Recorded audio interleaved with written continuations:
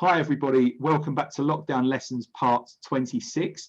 With me today, I've got Matt Williams from Scarlett Financial Services Limited. So firstly, hello to you, Matt. Hi Phil, thanks for having me.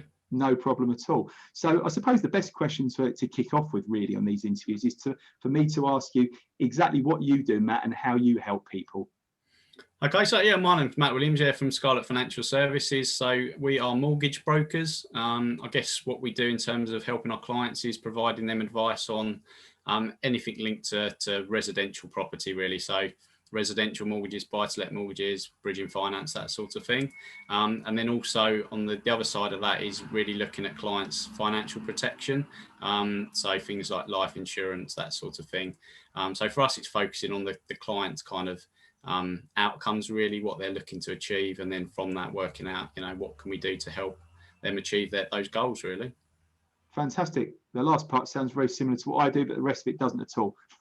So if we could cast our mind back to sort of March the 23rd last year, when we went into lockdown, at what point before or during that period can you remember thinking, there might be an issue commercially here for maybe yourself or your customers or both? Yeah, so I think it was, up until that lockdown, I think everyone was kind of hoping for the best, really. So I think it was kind of, what's going to be the outcome of this. And then kind of when the lockdown hit, I think straight away we saw for us, the housing market effectively shutting down, estate agents shutting down, builders shutting down, lenders straight away kind of tightening their criteria. So I think at that point, we really weren't sure what was going to happen in the housing market. Was there going to suddenly be a bit of a crash, that sort of thing. So I think kind of that initial kind of couple of weeks, couple of months, maybe kind of looking at, what was going to happen in terms of not necessarily from the demand point of view, but more from the availability of property and mortgages. And we certainly saw a downturn in terms of business levels in those first couple of months. So it was really just a matter of, making sure we supported clients and answered their questions about, do what we can do really to help you whilst obviously there's so much uncertainty. Sure. So how did you adapt over those first few months when the world was changing around us so rapidly?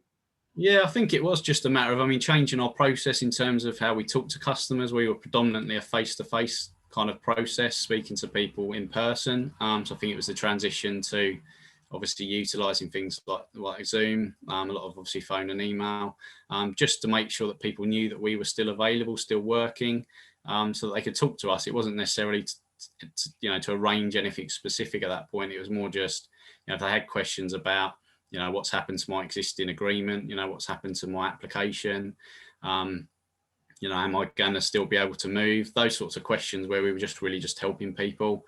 Obviously, a lot of questions around things like mortgage holidays, that sort of thing as well at the time. So again, it was just supporting our clients really with any queries they had to make sure they were comfortable with their own situation. And then, kind of supporting, I guess, the ongoing cases as well at the same time. I'm assuming then that some of the conversations you were having during that time were where people needed you probably more than ever, right? Exactly, yeah. So I think it was, people just needed that reassurance, really, I guess, in terms of that, they were going to be okay, and from a financial point of view, whether it was their mortgage or their security, it was just making sure that they were going to be okay, really. So it was kind of just trying to reassure people as much as possible. So from your point of view, then, Matt, what were the sort of biggest issues you've had to overcome over the whole lockdown period, would you say? So I think it's just really mainly from us. We've been lucky that obviously we're in a business where we can still work. We're not restricted by working on a site or closing down an office or something like that. We're quite lucky from that point of view that we can still do what we do effectively, from a distance. So it's really been around the restrictions in the market. So lenders restricting what they can offer. So lots of clients with smaller deposits not being able to then get access to mortgages.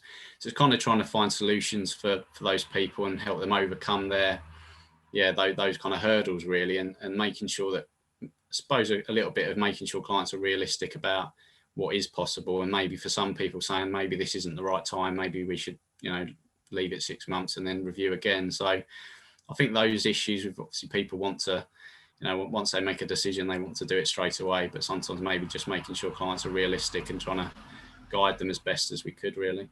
Yeah, I think I've heard that from a lot of business owners. Actually, managing their clients' expectations has been quite a challenge, but it's something they've usually you step up to the plate, don't you? It's something you have to do, and if you don't manage your clients' expectations, then it comes back and bites you on the backside further on down the line. So you know that it's the right thing to do. So brilliant. A lot of people have made changes to the way they run their business, whether it's remote working, whether it's Zoom calls, or whether they've implemented new systems in their business to help them communicate better with either their staff or their clients. Is there anything that you've changed during lockdown that you're probably going to carry on with after we're allowed out into the big wide world, Matt? Yes, I think it is that. It's the communication. I think I say we were predominantly face to face, so a lot of our clients came to our office to see us and speak to us in that way.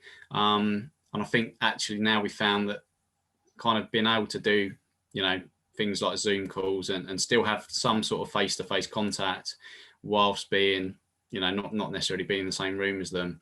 I think we will continue to do that. We'll still offer a face to face service where that's required, but I think it saves, certainly clients' time traveling to us. It saves, obviously our time potentially traveling back and forth, and that allows us to speak to more people. And I think that, from our point of view, is certainly a benefit to us and the clients, because it means then we're not losing time sitting in the car or vice versa, really. So I think we'll continue to do that, certainly. And again, I think it's just, in terms of the way we work as a business, it's making sure we still got those communications with the team and our employees, to make sure that we're all sort of still speaking regularly. We have regular meetings and stuff like that we do over Zoom. So it's just continuing that, really. Fantastic. So obviously we don't really know when we're going to come out of this lockdown period we're in at the moment. What's the first thing you're going to do personally after you're allowed to do whatever the hell you want? That's a good question. Probably get out on the golf course, maybe, because they're closed, aren't they now? Yeah, I mean, I actually, going back to your first question, the 23rd of March, I actually had a little boy on the 25th of March last year, so 2 days into lockdown. So, his whole life's been locked down, really. So it'd be nice to be able to take him out and maybe go to a soft play or, just see some more, friends and family that we've not really been able to do a lot of. So, yeah, probably that would be my first thing. That'd be lovely. That'd be amazing. So okay then. So if anyone's watching this right now that thinks, well, actually, I probably could use some mortgage advice, or I could use with someone's an outside viewpoint as to what I should do financially. I know there are lots of people that are talking about withdrawing money from their pensions maybe earlier than they should at the moment. Obviously, I can let you know, let the people that are watching this know how best to contact you at the end of this call. But for now, who's your ideal client, Matt? Who would you like to be introduced to, and who do you feel you could help best? I mean, yeah, as you say, we can help anyone looking to potentially invest in property or move house or get onto the ladder. I'd say probably for us, we're looking for really kind of long-term customers. We want to help people from early in their journey all the way through their, property's a lifelong thing. So, for us, maybe a young professional who's just starting out, looking to get on the ladder, that we can help them throughout, say their journey. So whether it's looking at their goals in terms of where they want to get to, in terms of maybe the forever home and helping them get there, helping them achieve their ambitions when it comes to property. So it might be for someone just getting onto the ladder. It might be someone else looking to build a portfolio or generate a income from it in terms of investing. So I think it's just helping those people on their journey, but at the same time making sure they've looked at their long-term stability and making sure they've got something in place to protect themselves as well. Because I guess with what COVID's really highlighted is that things can change quickly, and they're not always things you can expect or kind of, I guess, plan for. So it's having a set kind of second plan, I guess, really, to make sure you've got something in place if things do change like they have done. Great. Yeah, I think that there are lots of people that tend to. I think this is an issue with most people in life. We tend to wait too long before we take action. And yeah, I've seen lots of people in situations whereby they could have done with speaking to someone like yourself, maybe 2 years earlier, maybe 10 years earlier, maybe even 30 years early, before they come to a point where they're looking to retire, especially. and they're looking at what they've got left, and sometimes it's nowhere near enough. So yeah, I would urge anyone who needs help to come and have a word with you, Matt. So with that in mind, then, final question is, how can people best contact you with if they need help, then, Matt? Yeah, so I mean, obviously, yeah, directly. So by telephone.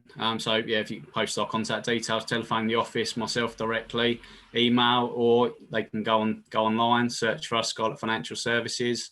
Find us on the website. There's contact forms on there, contact information. And myself or one of the team would certainly be happy to help discuss your situation and see how we can assist you, really, and how we might be able to help. Good. Well, lovely. Well, thank you so much for your time, Matt. Really appreciate you allowing me to interview you. So for now, I'd just like to say goodbye to you and goodbye to everyone watching. Thanks, Phil. Take care. Bye-bye. Bye-bye.